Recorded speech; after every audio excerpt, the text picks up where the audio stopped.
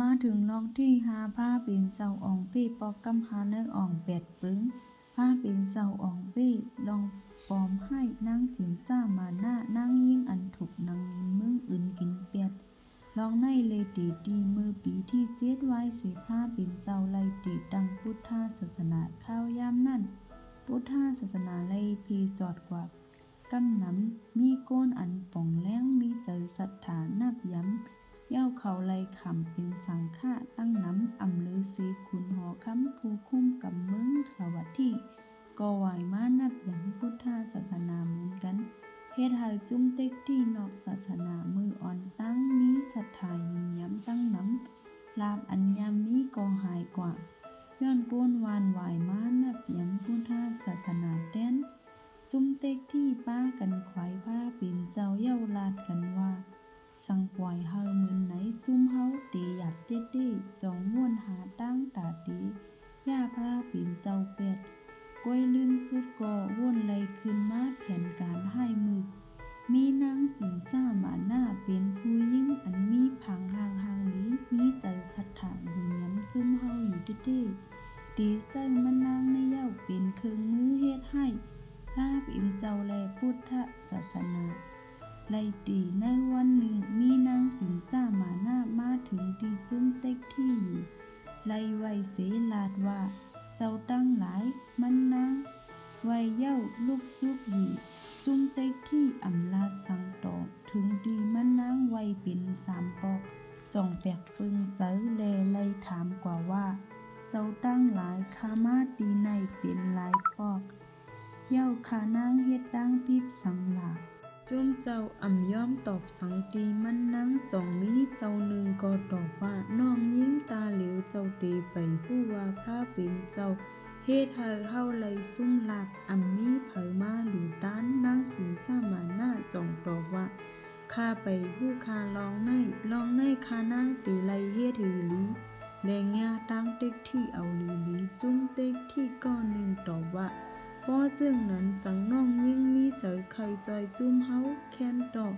หาตื้อตั้งต่อดีย่าแปดพระเป็นเจ้าแลพุทธศาสนานั่นแลนางจินจ้ามาหน้าตอบมั่นใจว่าเจ้าตั้งหลายอย่าปีไม่ใจสังลองย่าแปดพุทธศาสนาไว้เป็นปุนพรคานางเย้าถึงม้ามไว้วันนั่นก้วยนางจินจ้ามาหน้าก็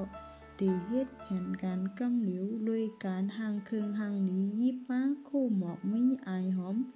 มุ่งหน้ากว่าตีพระเจตวันจ้องวัดมหาวิหารไปแพทย์กันตั้งก้นอัน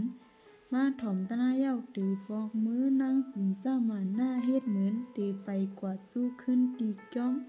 เย้าลักกว่าเปียบดือตีจ้องของตึงจุงเต็กที่อันจำตั้งจ้องว่าเจดีตาวันพอนางเฮ็ดเหมือนในหลายวันก้นวานป้ากันทางปึ้งไล่ถามนางจินจ้ามาหน้ากูไหว้วันนั่นเจ้าตีกว่าแล้วนางจินจ้ามาหน้าก็เฮ็ดแกงตอบว่าเย้าเจ้าดีใครฮู้เฮ็ดสั่งล่ะเย้านางก็แนดไปออกกว่าเฮ็ดให้มีลองทางปึ้งนำขึ้นและมือกลางในเจ้ามันนางก็เฮ็ดแกง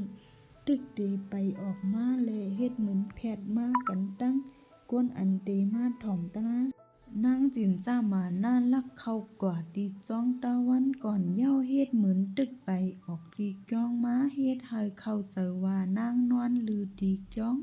พอก้นมานอันตึกไปมาเหตุการณ์นี้คือสู่ดีจ้องก็ถามนางแทงว่านางกว่าลือดีเลยมานางจินจ้ามาหน้าก็เฮ็ดแกงตอบว่าเย้าเจ้าดีใครฮู้เฮ็ดสังเย้านางก็ไปออกกว่านางจินจ้ามาหน้าเฮียนเจอเฮ็ดถึง2 หลืนป้องก้นมานตื้อถังเปิงนางก็แล่นออกกว่าเย้าเฮาลือดีเหลียวกันดังพุทธาเจ้าจุ้มก้นวานอันไล่ถ่อมป้ากันทางเปิงอันนางลาดเตเป็นเตหือมังก็อยู่มังก็เตยุมก้นวานไล่ป้ากันซอบแซบกันตั้งข้าวยามอันป้นกว่าหึงถึง2 ถึง 3 4 เดือนนางจินจ้ามาหน้าก็เอาพามามัดดีอิ๋วต้องเฮ็ดเหมือนใหญ่ขึ้นตาให้ก้นเข้าใจว่านางตีป้าต้อง ไปกว่ามาตาเฮยก้นหัน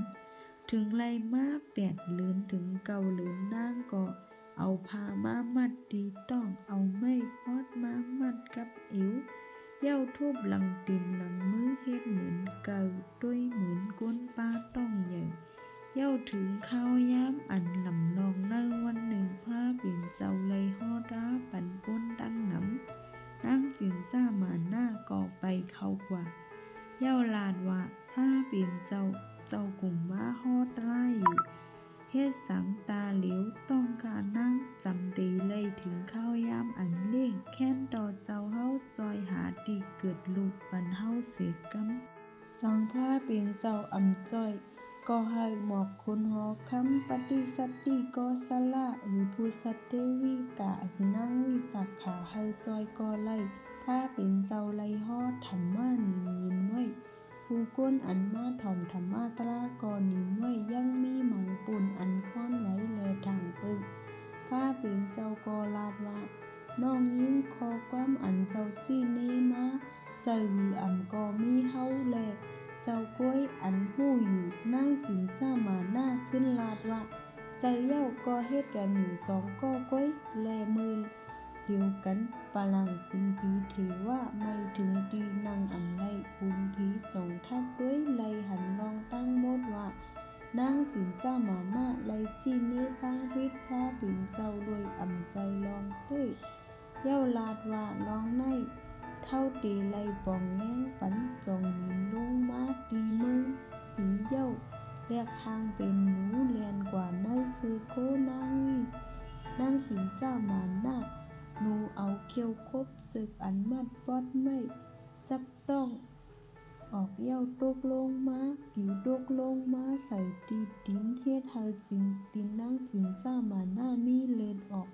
ป้นอันมาถ่อมตะลาอยู่ไลหันลองเต้เย้าก็ป้ากันล้ำเฮ็ดให้นางจินจ้ามาหน้า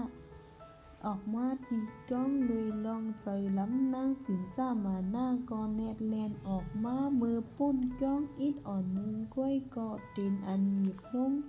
กว่าตีลิ้นมึงก็อำจางหับกำอันนักหนาอันได้แผ่นลิ้นมึงเลยแตกออก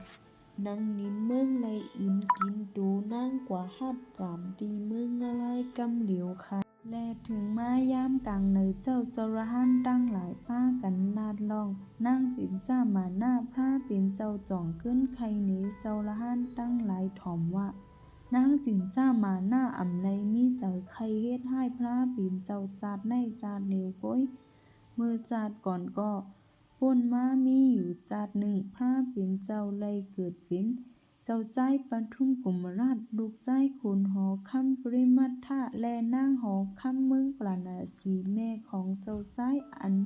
เป็นนางหอคำเลยเสียงกามกว่าคุณหอคำเลยตีป้อยปางแขกเหมอแท่งเป็นนางจินจ้ามาหน้าเป็นนางหอคำและมันนางเป็นแม่น้อยและแม่เก็บของเจ้าใจมีอยู่วันหนึ่งคุณหอคำปริมัทธะเลยออกข้าวตั้งกว่าแทงเมืองหนึ่งจ่องผักวันเมืองไว้ดีเจ้าใจปทุมกุมราชก็ฮับความปันความมันว่าดีด้วยถึงวันเมืองเย้าคุณหอคำก็ออกข้าวตั้งกว่าภายเมน้อยของเจ้าใจอันมีเจ้าใครไลเจ้าใจก็ห้องเอาเจ้าใจมาตีข้องนอนและเฮาใครเฮยอยู่จ้อมกันเย้าเจ้าใจปทุมกุมราชก็อำเฮ็ดจ้อมเย้าหมอกว่าดูเก่านับย้ำเมน้อยเหมือนเมเต้ถึงภายเมน้อยตีอ่อนวันถึง3 ปอกก็เย้าก้วยเจ้าใจปทุมกุมราชก็ปีเป็ดอำเฮ็ดจ้อมภายเมน้อยอันก็อายแลใจล้ำเย้ากูสั่งเจ้าใจเอาลองตั้งอันในกว่าลาดนี้คุณหอคำเย้านางตีไลญาตามเต้จองวุ่นหาไล่ตาตีจีเนตั้งพิษเจ้าใจปทุมกุมราชมือคุณหอคำปอกมาวานเมืองขึ้นอำหันนางเมสีหอคำตูเก่าจองถามนางใจว่านางหอคำอยู่ดีเลยกันก็หู้เลยว่านางหอคำอำอยู่ลีคุณหอคำแน่กว่าใจหันนางหอคำอำอยู่ลีขี้เงามองใจเลาะจองถามว่าเป็นสังภายนางหอคำเฮ็ ฮ็ดแกงห้องให้เย้าลาดเหรียญว่าเจ้าใจปทุมกุมราชเตียกเตียงให้มันนางอยู่จอมป่วยมันนางอ่ำย่อมจองทุบมังคานางเย้าออกกว่าคุณหอค้ำมือไลยินก็เป็นอันใจล้ำขาดสติอ่ำแต้นว่นสั่งซึกหานให้กว่างับตัวเจ้าใจปทุมกุมราชกำเหลียวและมือซึกหานงับตัวเจ้าใจปทุมกุมราชเย้าเจ้าใจก็ลาดหมอกก็เป็นปอว่าตูเก่าอ่ำไลเฮ็ดสังนางหอคำลาดแหลนตั้งโมดก้วยขุนหอคำปริมัดท่าอันกวางจ้อมนางหอคำเหมออ่ำถอมคอก้อนอันเลิศสั่งให้ซึกหานเอาตัวเจ้าใจปทุมกุมราชกว่า8ทิมลงตีล้านผาซึกหานอันไลถอมก็ป้ากันเต้อเจออันคูนหอคำอ่ำยุ่มเลกว่ายุ่มนางหอคำไลเอาเจ้าใจทิมลงตีล้านผาจ้อมความหับสั่งมือถึงล้านผาซึกหานก็เอาเจ้าใจกว่ามือกว่าลงมือตูเก่าอยู่ดีกลางเฮาอยู่นั่นด้วยปรมีอันเดเป็นพระเป็นเจ้าเฮ็ดให้มีเจ้านาคาหนีตูเย้าหับตูเจ้าใจไว้ลาดว่าอย่าโกขะบูเจ้าตีเอาเจ้ากว่าตีแลนดินเมืองนากาเจ้าใจอยู่ดีเมืองนากาเจ้านากาปันตีอยู่ถึง1 ปีเจ้าใจปทุมกุมราชว่นว่าใครปอกมือขึ้นดีเมืองก้นปุนตาดีหาเส้นตั้งออกพ้นจ่องหมอกให้เจ้านากาและเจ้านากาเลยจุ่มจ้อมเอาเจ้าใจปทุมกุมราชก่อสูงตีแลนลินเมืองก้นเจ้าใจเลยแก้งกำถึงดีเลยเป็นเจ้าระหันและมีกาถามีวันหนึ่งมูเซอร์ก้นเมืองปราณสีเลยกว่าโทพันยาเซปทุมกุมราชก็ต้องเลยและแนบปอกมือเขาทบขุนหอคำเย้าต่างลาดนี้ให้ขุนหอคำเลยฮู้ว่าเจ้าใจปทุมกุมราชเลยขำเป็นเจ้าราเซอยู่และมือขุนหอคำเลยฮู้ก็แนดออกเข้าตั้งกว่ากำเดียวมือขุนหอคำเลยทบเจ้าราเซกุมราชก็คูบไว้และเลยถามดองตั้งอันเป็นว่าลองสังยังมีอาศักอยู่เลยเย้ามาขำเป็นเจ้าราเซปทุมกุมราชก็เลยไขนี้ลองตั้งมดให้ถอมคุณหอคำจ่องห้องเอาเจ้าราเซจ่องห้องเอายาเซปอกมือขึ้นตีว่างปุนตาดีแกดเขโคกของเงินคำก้วยเจ้ายาเซปทุมกุมราชตอบว่าตาเหลียวเฮาปล่อยพาเย้าอัมมีอำนาจอัมมีอีสังเจ้ากุนหอคำมีลองแหนงเจอจ้อมลองวันหลังจ่องนี้ขึ้นโตเก่าว่าหูเมายุ่มนั่งมีหอคำนำลือสีลูกใจตูเก่าเย้าเจ้ายาเซปทุมกุมราชไลเหมาะก็เป็นปอเจ้าขุนหอคำว่าอย่าแหนงเจอจ้อมย่อนเฮาเจ้าแกดขีวันเมืองกว่าคุณหอคำจ่องปอกมือขึ้นเย้าเจ้ายาเซก็เลยแก้งกำเย็นป้าเหลียวเนื้อป่ามือถึงดีว่างคุณหอคำเลยลาดดีเจ้าอามาตเฮาเลยซุ่มลูกใจกว่าย้อนเผอจุ้มเจ้าอามาตเลยหันถึงเหมือนกันว่าย้อนนางหอคำเหมือเจ้าเฮาค่ะคุณหอคำเลยหับสั่งเฮาเอานางหอคำกว่าทิม8ตีล้านผาหินหมื่นอันยำสั่งให้ยำเจ้าใจซึกหันจ่องกล่องยอบเอานางหอคำก่อเบียดจอมความอันไลหับสั่งกำเหลียวเย้าคุณหอคำ10ยิบกำวานเมืองกว่าแทบเจ้าใจปทุมกุมราชไลมาเกิดเนื้อจาตื้นสุดเป็นพุทธพระเป็นเจ้าและนางหอคำอันซีเนตั้งพิษไลมาเกิดเนื้อจาตื้นสุดเป็นนางจืนจ้ามานะเย้าคุณหอคำเลยมาเกิดเนื้อจัดลื่นสุดเป็นเจ้าใจตีวัดดาดค่ะและในเป็นรองอ่องเป้ปอกำหาเนื้ออ่อง8 ปึ้งสังคันว่าวิวในมีพรดีย้อนให้พี่น้องเขากดไลค์กดซับสไครบ์กดติดตามปันช่องทุกภาษีกำใหม่สูงค่ะ